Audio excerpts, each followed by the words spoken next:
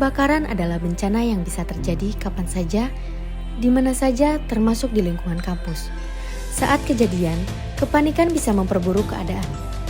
Oleh karena itu, penting bagi kita semua untuk memahami langkah-langkah keselamatan yang tepat agar bisa bertindak cepat dan terarah. Langkah pertama yang harus diketahui oleh setiap sivitas kampus adalah jalur evakuasi.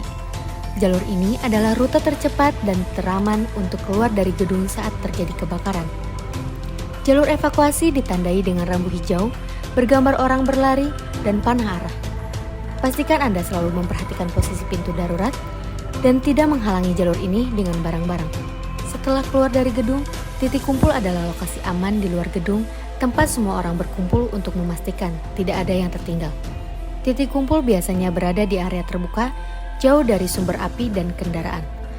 Selama proses evakuasi dan penanganan, penggunaan alat pelindung diri sangat penting, terutama bagi petugas medis, staf penunjang, dan tim tanggap darurat.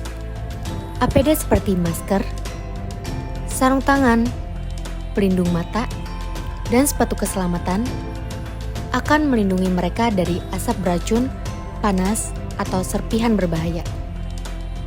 Prosedur keselamatan kerja bagi tenaga medis dan penunjang meliputi evakuasi pasien secara sistematis, memastikan alat-alat medis dimatikan dengan aman, serta tetap menjaga komunikasi dengan tim keselamatan untuk mendapatkan instruksi lanjutan. Dalam kondisi darurat, peran seluruh staf sangat krusial.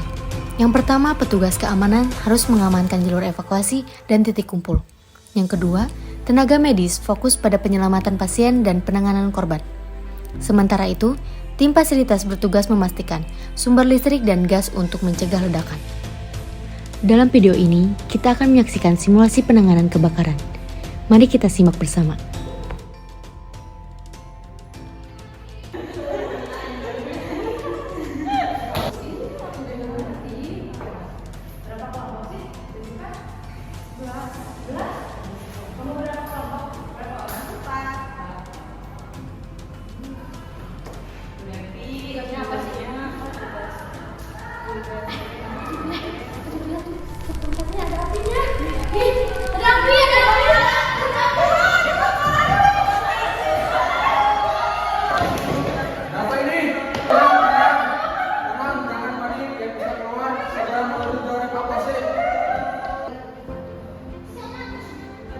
Halo, Kodret di ruang 25, Kodret di ruang 25.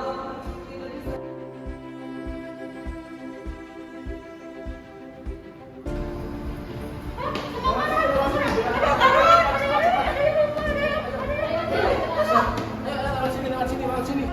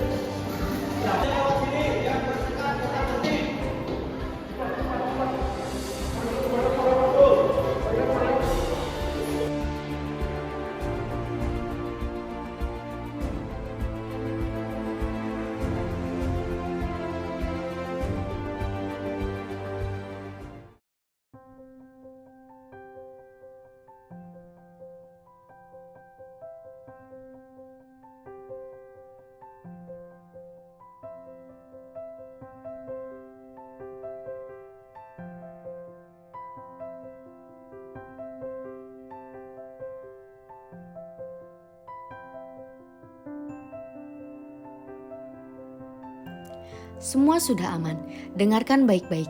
Jika terjadi kebakaran, langkah yang harus kalian lakukan adalah 1. Jangan panik. 2. Matikan sumber api jika kecil dan aman. 3. Gunakan apar jika bisa. 4. Jika tidak bisa, segera evakuasi lewat jalur aman. 5. Tutup mulut dan hidung dengan kain atau masker.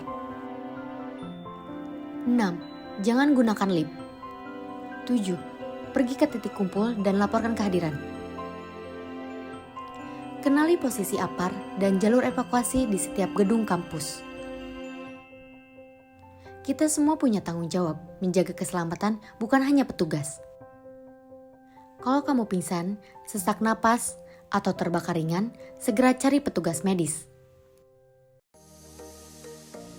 Jika terjadi kebakaran, ambillah APAR.